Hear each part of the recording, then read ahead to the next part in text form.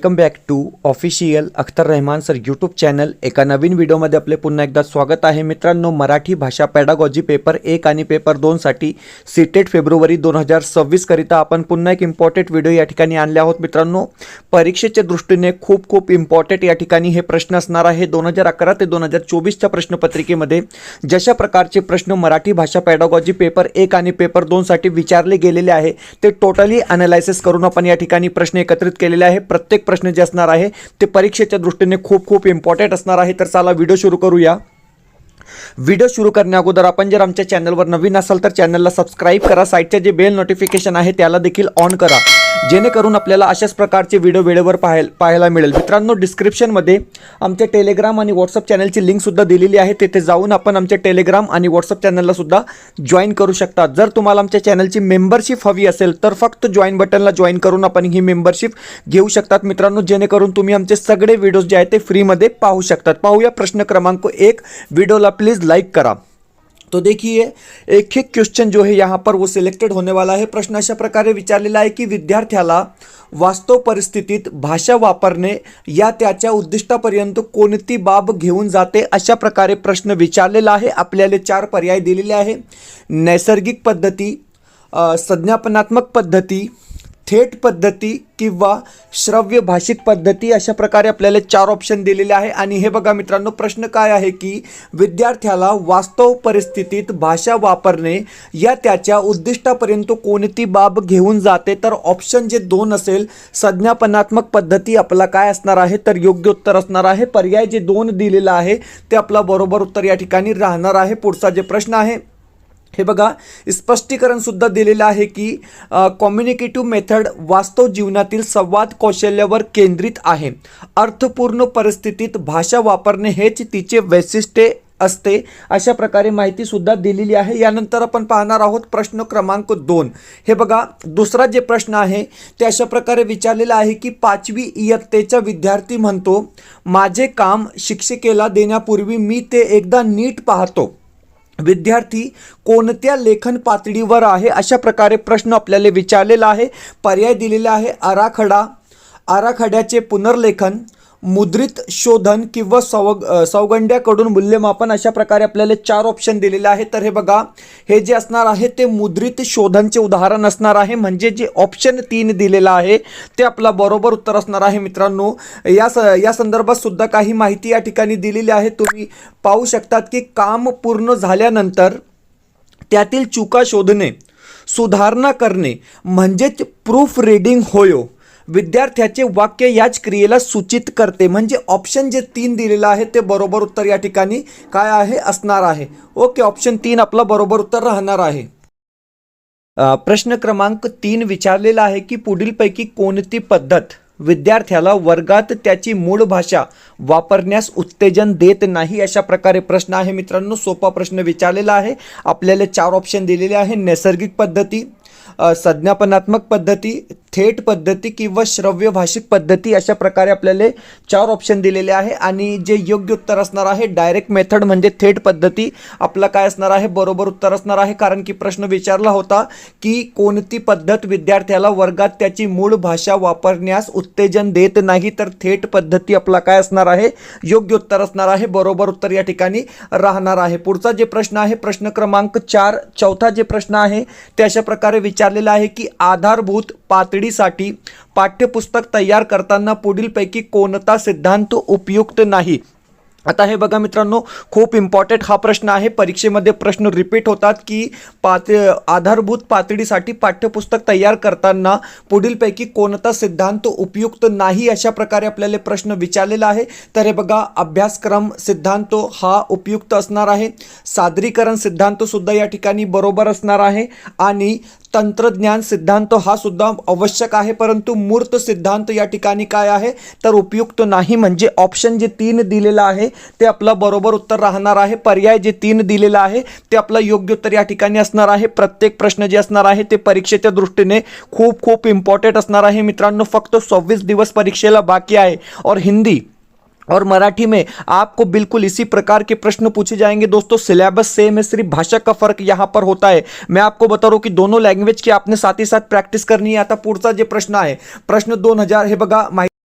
माहिती अशा प्रकारे दिलेली आहे की आधारभूत पातळीसाठी पाठ्यपुस्तक तयार करताना मूर्त सिद्धांत हा सिद्धांत उपयुक्त नाही. आता हे बघा, याचे कारण काय, कारण सुद्धा या ठिकाणी दिलेले आहे की कारण शिक्षण शास्त्रात मूर्त सिद्धांत हा पाठ्यपुस्तक विकासाच्या प्रमाणिक किंवा मानक सिद्धांत म्हणून गणला जात नाही. या उलट अभ्यासक्रम सादरीकरण आणि तंत्रज्ञान हे सिद्धांत महत्त्वाचे असतात, जे विद्यार्थ्यांना त्यांच्या वयाच्या आणि आकलन क्षमतेनुसार सोप्या आनंददायी पद्धतीने आणि तंत्रज्ञानाचा वापर करून शिकण्यास मदत करतात. तर अशा प्रकारे जे ऑप्शन 3 असेल ते आपला बरोबर उत्तर असणार आहे. पर्याय जे 3 दिलेला आहे ते योग्य उत्तर या ठिकाणी असणार आहे. आता हा जे प्रश्न आहे तो प्रश्न 2023च्या परीक्षेमध्ये विचारले गेलेला प्रश्न आहे की आंतरराष्ट्रीय मातृभाषा दिन केव्हा साजरा केला जातो. तर हे बघा मित्रांनो, 4 पर्याय दिलेले आहेत. 13 एप्रिल, 1 जानेवारी, 14 फेब्रुवारी किंवा 21 फेब्रुवारी. तर हे बघा, आंतरराष्ट्रीय मातृभाषा दिन जे आहे ते ऑप्शन डी जे असेल 21 फेब्रुवारी रोजी साजरा केला जातो. म्हणजे पर्याय जे डी दिलेला आहे ते आपलं बरोबर उत्तर असणार आहे. ऑप्शन जे डी दिलेलं आहे ते आपलं योग्य उत्तर या ठिकाणी राहणार आहे. पुढचा जे प्रश्न आहे प्रश्न क्रमांक 6. 6वा प्रश्न विचारलेला आहे की प्राणी हा मुख्य पात्र असलेली आणि सुगमपणे नीती शिकवण देणारी कथा म्हणजे कोणती कथा. अशा प्रकारे आपल्याला प्रश्न विचारलेला आहे. 4 ऑप्शन दिलेले आहे. 2023च्या परीक्षेमध्ये हा प्रश्न सुद्धा विचारला गेला होता. आपल्याला प्रश्न ऑप्शन दिलेले आहे की यात्रा वृत्तांत, कल्पित कथा, बोधकथा किंवा विज्ञान कथा. तर हे बघा मित्रांनो, प्राणी हा मुख्य पात्र असलेली आणि सुगमपणे नीती शिकवण देणारी कथा म्हणजे बोधकथा. ऑप्शन जे 3 दिलेलं आहे ते आपलं योग्य उत्तर असणार आहे. पर्याय जे 3 असणार आहे ते आपलं बरोबर उत्तर या ठिकाणी राहणार आहे. माहिती सुद्धा दिलेली आहे की हे बघा, स्पष्टीकरण दिलेलं आहे.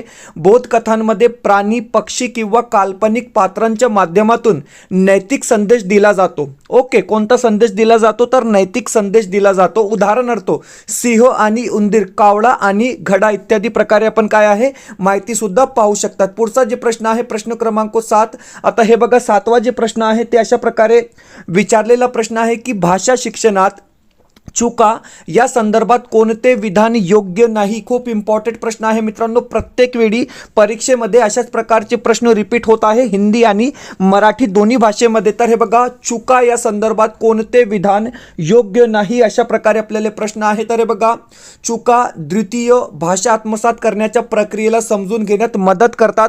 बरोबर असणार आहे. चुका भाषा शिक्षण प्रक्रियेत अडथळा आणतात, हे चुकीचा दिलेला आहे. चुका प्रत्येक वेळेला वाईट नसतात, शिक्षणात मदत करतात. डेफिनेटली म्हणजे ऑप्शन 3 सुद्धा बरोबर आहे. आणि चौथा जे ऑप्शन दिलेला आहे, चुका हा भाषा शिक्षण प्रक्रियेचा महत्त्वाचा पैलू आहे. तर हा सुद्धा काय आहे बरोबर आहे. परंतु ऑप्शन जे 2 दिलेला आहे ते या ठिकाणी काय आहे अयोग्य असणार आहे की चुका भाषा शिक्षण प्रक्रियेत अडथळा आणतात. म्हणजे ऑप्शन जे 2 असेल ते आपलं काय असणार आहे बरोबर उत्तर असणार आहे. पर्याय जे 2 दिलेला आहे ते आपलं योग्य उत्तर राहणार आहे. पुढचा जे प्रश्न आहे प्रश्न क्रमांक 8. 8वा जे प्रश्न आहे अशा प्रकारे आहे की अधोगामी म्हणजे टॉप डाऊन. लक्षात ठेवा, प्रक्रियेशी संबंधित नसलेला पर्याय कोणता. आता हे बघा मित्रांनो, अधोगामी म्हणजे टॉप डाऊन प्रक्रियेशी संबंधित नसलेला पर्याय कोणता अशा प्रकारे आपल्याला प्रश्न विचारलेला आहे. 4 ऑप्शन दिलेले आहे. तर हे बघा, ऐकणारे जगाच्या बाबतीतल्या ज्ञानाचा वापर करतात, ऐकणारे उद्दिष्ट अर्थाचे अनुमान लावतात, ऐकणारे त्यांच्या पार्श्वभूमीच्या ज्ञानावर अवलंबून असतात किंवा ऐकणाऱ्यांना प्रत्येक शब्द समजणे गरजेचे आहे. तर हे बघा, या ठिकाणी प्रश्न काय आहे, टॉप डाऊन प्रक्रियेशी संबंधित नसलेला पर्याय कोणता. तर पर्याय क्रमांक 1 जे असेल ते आपला संबंधित नसलेला पर्याय या ठिकाणी राहणार आहे की ऐकणाऱ्यांना प्रत्येक शब्द समजणे गरजेचे आहे. हे या ठिकाणी काय आहे तर चुकीचा दिलेला आहे. म्हणजे पर्याय जे 1 असणार आहे ते आपला बरोबर उत्तर राहणार आहे. पुढचा जे प्रश्न आहे प्रश्न क्रमांक 9. 9वा जे प्रश्न आहे ते अशा प्रकारे विचारलेला आहे की विद्यार्थ्याला भाषेच्या संपर्कात आणले पाहिजे. चुका होने हे याचे प्रमाण आहे कि अध्ययन होता है. मतलब बच्चा जब गलतियां कर रहा है तो मानो कि वो अध्ययन कर रहा है या उसका अध्ययन हो रहा है, ऐसा हम इसको हिंदी में कह सकते हैं. या मान्यतेचा पुरस्कार कोण करते अशा प्रकारे आपल्याला प्रश्न विचारलेला आहे. 4 ऑप्शन दिलेला आहे. तर हे बघा, ऑप्शन 1 दिलेला आहे की मनोविश्लेषणवादी, वर्तनवादी, ओके, किंवा बोधानात्मकवादी म्हणजे जीन पियाजे वगैरे हे लोक, आणि मानवतावादी. अशा प्रकारे आपल्याला 4 ऑप्शन दिलेले आहेत. तर हे बघा, ऑप्शन जे 3 आहे ते आपला या ठिकाणी काय असणार आहे, बरोबर उत्तर असणार आहे की बोधनात्मक वादी म्हणजे ऑप्शन जे 3 आहे ते आपलं बरोबर उत्तर असणार आहे. यांचे म्हणणे असे आहे की हे बघा, विद्यार्थ्याला भाषेच्या संपर्कात आणले पाहिजे, चुका होणे हे याचे प्रमाण आहे की अध्ययन होत आहे. ओके, ऑप्शन जे 3 आहे ते बरोबर उत्तर राहणार आहे. पुढचा जे प्रश्न आहे प्रश्न क्रमांक 10. आता 10वा जे प्रश्न आहे ते अशा प्रकारे विचारलेला आहे की कथेचे स्थान, काळ, वेळ यांना डॅश डॅश असे म्हणतात. अशा प्रकारे प्रश्न विचारलेला आहे. आपल्याला 4 ऑप्शन दिलेले आहे. तर हे बघा 4 ऑप्शन दिलेले आहे, क्लायमॅक्स, थीम, सेटिंग किंवा प्लॉट. अशा प्रकारे आपल्याला 4 ऑप्शन दिलेले आहे. तर लक्षात ठेवा मित्रांनो की कथेचे स्थान आणि काळ, वेळ यांना आपण काय म्हणतो, तर सेटिंग म्हणजे नेपथ्य, म्हणजे ऑप्शन जे 3 असेल ते आपलं काय असणार आहे, बरोबर उत्तर असणार आहे. पर्याय जे 3 दिलेलं आहे ते आपलं योग्य उत्तर असणार आहे. मित्रांनो, व्हिडिओ आवडत असेल तर प्लीज व्हिडिओला लाईक करा. आपण जर आमच्या चॅनलवर नवीन असाल तर चॅनलला सबस्क्राईब करा. साईडच्या जे बेल नोटिफिकेशन आहे त्याला देखील ऑन करा, जेणेकरून आपल्याला अशाच प्रकारचे व्हिडिओ वेळेवर पाहायला मिळेल. मित्रांनो, डिस्क्रिप्शनमध्ये आमच्या टेलिग्राम आणि व्हॉट्सअप चॅनलची लिंकसुद्धा दिलेली आहे. तिथे जाऊन आपण आमच्या टेलिग्राम आणि व्हॉट्सअप चॅनलला सुद्धा जॉईन करू शकतात. जर तुम्हाला आमच्या चॅनलची मेंबरशिप हवी असेल तर फक्त जॉईन बटनला जॉईन करून अपन ही मेंबरशिप घेऊ शकता. जिससे क्या होगा दोस्तों कि आप हमारे सभी वीडियोस जो है वो बिल्कुल फ्री में हमारे चैनल के माध्यम से देख पाओगे. तो अभी हमारे चैनल की मेंबरशिप आप ले लेंगे दोस्तों. ज्वाइन बटन को ज्वाइन कर तर व्हिडिओला प्लीज लाईक करा. चॅनलवर नवीन असाल तर चॅनलला सबस्क्राईब करा. पाहूया प्रश्न क्रमांक 11. आता हे बघा मित्रांनो, प्रश्न क्रमांक 11 जशा प्रकारे दिलेला आहे की आपल्याला विधान आणि कारण या ठिकाणी दिलेले आहे. 1 मिनिट, ओके झालं ॲडजस्ट. विधान आणि कारण या ठिकाणी दिलेले आहे. प्रश्न क्रमांक 11 जशा प्रकारे विचारलेला आहे. प्रश्न आहे की हे बघा, विधान ए या ठिकाणी दिलेलं आहे की मुले भाषा आत्मसात करतात कारण ते अनुवांशिक आणि नैसर्गिकरित्या सक्षम असतात. सभोवतालाचा यात काहीही सहभाग नसतो. या ठिकाणी म्हटलेलं आहे की वातावरण आणि परिस्थितीच्या यात काहीही सहभाग नसतो. म्हणजे पूर्णपणे हा विधान काय आहे, तर चुकी दिलेला आहे, म्हणजे चूक दिलेला आहे. ऑप्शन 2 आहे की विद्यार्थी केंद्रीय असलेल्या वर्गातील वातावरणाच्या भाषा आत्मसात करण्यावर खूप प्रभाव असतो. दुसरा बरोबर आहे, म्हणजे पहिला जे आहे मित्रांनो ते चूक दिलेलं आहे. आणि ऑप्शन जे 2 दिलेलं आहे ते म्हणजे विधान जे 2 दिलेलं आहे ते बरोबर असणार आहे. तर हे बघा 4 ऑप्शन आपल्याला दिलेले आहे आणि ए चूक आहे पण आर बरोबर आहे. म्हणजे ऑप्शन जे 1 असेल ते आपलं या ठिकाणी काय असणार आहे, योग्य उत्तर असणार आहे. ऑप्शन जे 1 दिलेलं आहे ते आपलं बरोबर उत्तर या ठिकाणी काय आहे, राहणार आहे. यानंतर आपण 12वा प्रश्न पाहणार आहोत. 1 मिनिट, ओके. क्वेश्चन नंबर 12 दिलेला आहे की एक मूल पुस्तक हातात घेते आणि त्याची योग्य बाजू हातात घेऊन पान उलटते, असे करणे म्हणजे काय. अशा प्रकारे आपल्याला प्रश्न विचारलेला आहे. 4 ऑप्शन दिलेले आहे. तर हे बघा, उदयमान उपान कौशल्य, उपाय कौशल्य सॉरी, उदयमान साक्षरता कौशल्य, उदयमान अभ्यासक्रम किंवा उदयमान गुणधर्म. अशा प्रकारे आपल्याला 4 ऑप्शन दिलेले आहे आणि उदयमान साक्षरता कौशल्य आपला काय असणार आहे, योग्य उत्तर असणार आहे. माहितीसुद्धा या ठिकाणी दिलेली आहे. तुम्ही माहिती पाहू शकतात की उदयमान साक्षरता म्हणजे मुलांमध्ये वाचन लेखनाचे प्राथमिक संकेत दिसू लागणे. यामध्ये मुले अजून ते व्यवस्थित वाचू किंवा लिहू शकत नाही, पण पुस्तक, अक्षर, शब्द यांचे अर्थ ते ओळखू लागतात. उदाहरणार्थ पुस्तकाची दिशा, पान उलटणे, ओळ डावीकडून उजवीकडे वाचणे इत्यादी प्रकारे ते काय आहे करू शकतात. पुढचा जे प्रश्न आहे, प्रश्न विचारलेला आहे प्रश्न क्रमांक 13 दिलेला आहे की भाषा वर्गात एक विद्यार्थी गोंधळ घालत आहे. या परिस्थितीवर नियंत्रण मिळवण्यासाठी शिक्षिकेने काय करावे. अब देखिए डेली लाइफ से जुड़ा हुआ प्रश्न है दोस्तों. हम भी टीचर है, आप भी टीचर है, हम सभी टीचर है. प्रश्न क्या पूछा गया कि एक बच्चा जो है वो क्लास में गोंधळ कर रहा है, शरारत कर रहा है. एज ए टीचर आप क्या करेंगे. लॉजिकली प्रश्न पूछे जाते हैं. मैं आपको बता रहा हूँ, फक्त आपल्याला प्रश्न कसे असतात, लॉजिकली प्रश्न असतात, आपल्या स्किलवर डिपेंड हे प्रश्न असतात. 4 ऑप्शन दिलेले आहे. तर हे बघा, समस्येचे निदान करण्यासाठी अगोदर त्या विद्यार्थ्यांची चर्चा करणे, ओके. अभ्यासू मुलांकडे लक्ष देणे, त्याचे पालक समस्येचे निदान करतील असे मानणे, किंवा विद्यार्थ्यांचे वर्तन शाळेतील वरिष्ठांना कळविणे. अशा प्रकारे आपल्याला काय आहे 4 ऑप्शन दिलेले आहे. आणि हे बघा, जे ऑप्शन 1 असणार आहे ते सुटेबल आन्सर असणार आहे की समस्येचे निदान करण्यासाठी अगोदर त्या विद्यार्थ्याशी चर्चा करणे. म्हणजे ऑप्शन जे 1 असणार आहे ते आपलं बरोबर उत्तर असणार आहे. पर्याय जे 1 दिलेला आहे ते आपलं योग्य उत्तर या ठिकाणी राहणार आहे. यानंतर आपण पाहणार आहोत प्रश्न क्रमांक 14. 14वा प्रश्न बघा. हे बघा, प्रश्न क्रमांक 14 काय दिलेला आहे की नैपुण्य चाचणी म्हणजे अचिव्हमेंट टेस्ट, संपादन चाचणी ज्याला आपण म्हणू शकतो, नेहमीच याचे मूल्यमापन करते. आता संपादन चाचणी कशाचे मूल्यमापन करते डायरेक्ट इनडायरेक्टली प्रश्न अशा प्रकारे विचारलेला आहे. आपल्याला 4 ऑप्शन 4 पर्याय दिलेले आहे. तर हे बघा, विद्यार्थ्यांनी आत्मसात केलेली भाषिक पातळी, विद्यार्थ्यांना शिकविण्यात आलेली भाषा, बहुसंवेदी शिक्षण अनुभव किंवा दैनंदिन भाषिक संभाषण. तर हे बघा, बरोबर उत्तर काय असणार आहे, विद्यार्थ्यांनी आत्मसात केलेली भाषिक पातळी म्हणजे अचिव्हमेंट टेस्ट कशाचे मूल्यमापन करते, तर विद्यार्थ्यांनी आत्मसात केलेली भाषिक पातळी म्हणजे ऑप्शन जे एक असेल ते आपला काय असणार आहे, बरोबर उत्तर असणार आहे. पर्याय जे एक दिलेला आहे ते आपला योग्य उत्तर राहणार आहे. माहिती सुद्धा दिलेली आहे की संपादन चाचणी ही विद्यार्थ्यांनी शिकवलेल्या विषयातील ज्ञान, कौशल्ये आणि प्रगती मोजण्यासाठी घेतली जाते. ती शिकवणुकीच्या शेवटी घेतली जाते, जसे की सत्रात, परीक्षा, युनिट टेस्ट इत्यादी. ओके, लक्षात ठेवा. पुढचा जे प्रश्न आहे, प्रश्न क्रमांक 15, सोपा प्रश्न दिलेला आहे की पुढीलपैकी कोणती बाब भाषेचे वैशिष्ट्य नाही. भाषेची वैशिष्ट्य कोणती बाब नाही, अशा प्रकारे आपल्याला प्रश्न विचारलेला आहे. 4 ऑप्शन दिलेले आहे. भाषा ही सांकेतिक आहे, बरोबर आहे. भाषा म्हणजे फक्त आवाज, चुकीचा आहे. भाषा ही सामाजिक आहे, बरोबर आहे. आणि भाषा ही पद्धतशीर आहे, हे सुद्धा काय आहे, बरोबर असणार आहे. परंतु या ठिकाणी पर्याय जे 2 असणार आहे ते भाषेचे वैशिष्ट्य नाही, म्हणजे ऑप्शन जे 2 दिलेलं आहे ते आपला बरोबर उत्तर या ठिकाणी राहणार आहे. पुढचा प्रश्न हे बघा मित्रांनो, तुमच्यासाठी सीटेट फेब्रुवारी 2026 करिता एक बेस्ट ऑफर आपण या ठिकाणी आणला आहोत. मराठी भाषा पेडागॉजी प्रश्नसंच पेपर 1 आणि पेपर 2 साठी तुम्हाला या ठिकाणी पेपर 1 साठी 10 प्रश्नसंच मिळणार आहे आणि पेपर 2 साठी 10 प्रश्नसंच मिळणार आहे फक्त 199 मध्ये.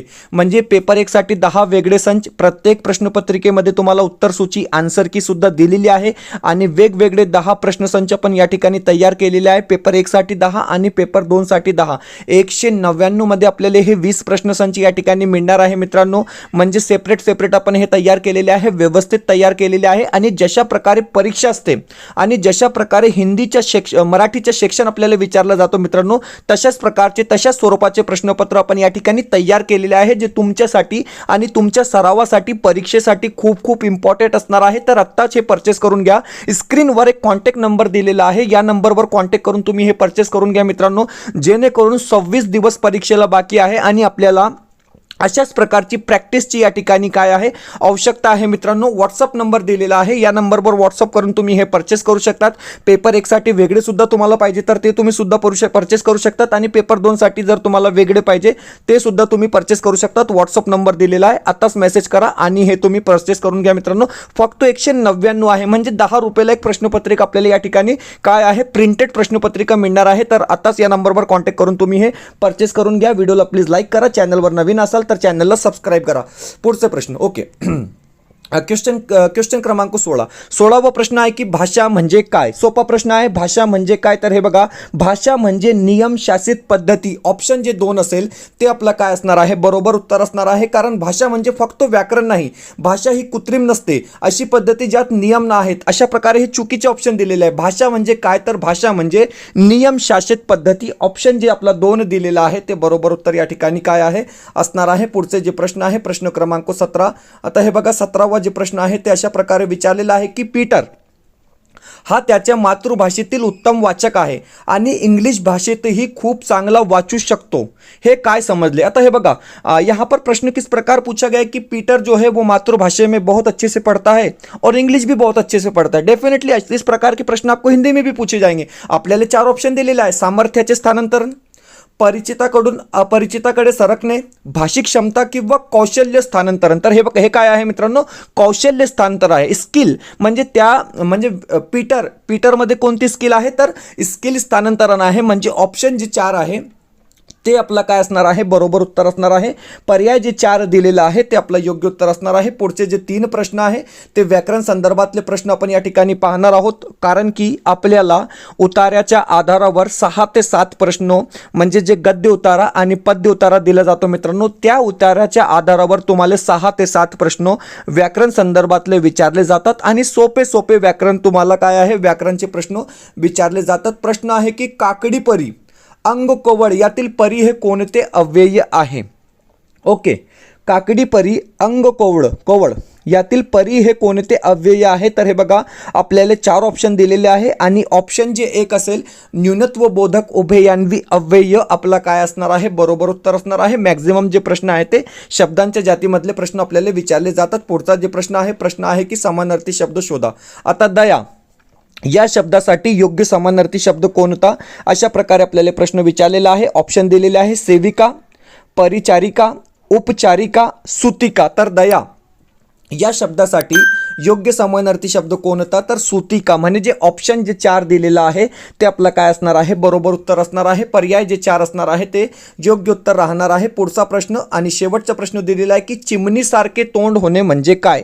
तर हे बघा चिमणीसारखे तोंड होणे म्हणजे काय? तर चेहरा सुकणे. म्हणजे ऑप्शन जे 2 दिलेलं आहे ते आपलं बरोबर उत्तर असणार आहे. पर्याय जे 2 दिलेलं आहे ते आपलं योग्य उत्तर असणार आहे मित्रांनो. तर अशा प्रकारे आपण मराठी भाषा पॅडागॉजी पेपर 1 आणि पेपर 2 साठी काही इम्पॉर्टंट 20 प्रश्न पाहिले आहोत. कारण अशाच प्रकारचे प्रश्न तुम्हाला परीक्षेमध्ये सतत विचारले जात आहे. कारण की 2023-24च्या प्रश्नपत्रिकेमध्ये तुम्ही प्रश्न पहा, जशा प्रकारचे प्रश्न असतात मित्रांनो अशाच प्रकारचे प्रश्न तुम्हाला 2026 मध्ये सुद्धा विचारले जाऊ शकतात. आणि हे बघा सेटेड फेब्रुवारी 2026 best offer Marathi pedagogy Marathi notes plus Marathi question set only 299 मध्ये या ठिकाणी तुम्हाला मिळणार आहे मित्रांनो. यामध्ये तुम्हाला पेपर कोणत्याही एका पेपरसाठी मराठीचे 10 क्वेश्चन सेट आणि मराठी पॅडागॉजीचे नोट्स या ठिकाणी उपलब्ध करून दिले जाणार आहे. फक्त आणि फक्त 299 मध्ये. स्क्रीनवर एक व्हॉट्सअप नंबर दिलेला आहे. या नंबरवर तुम्ही आत्ताच कॉन्टॅक्ट करून हे परचेस करून घ्या मित्रांनो. 26 दिवस परीक्षेला बाकी आहे आणि आता सुद्धा म्हणजे जवळपास आता 26 दिवसमध्ये सुद्धा तुम्ही हे सिलेबस कव्हर करू शकतात मित्रांनो. कारण अतिशय शॉर्ट पण आपण हे तयार केलेलं आहे. तर स्क्रीनवर एक कॉन्टॅक्ट नंबर दिलेला आहे. या नंबरवर कॉन्टॅक्ट करून तुम्ही हे परचेस करू शकतात. व्हिडिओला प्लीज लाईक करा. व्हिडिओ आवडत असेल तर लाईक करा. चॅनलवर नवीन असाल तर चॅनलला सबस्क्राईब करा. भेटूया पुढच्या व्हिडिओमध्ये काही नवीन प्रश्नांसोबत.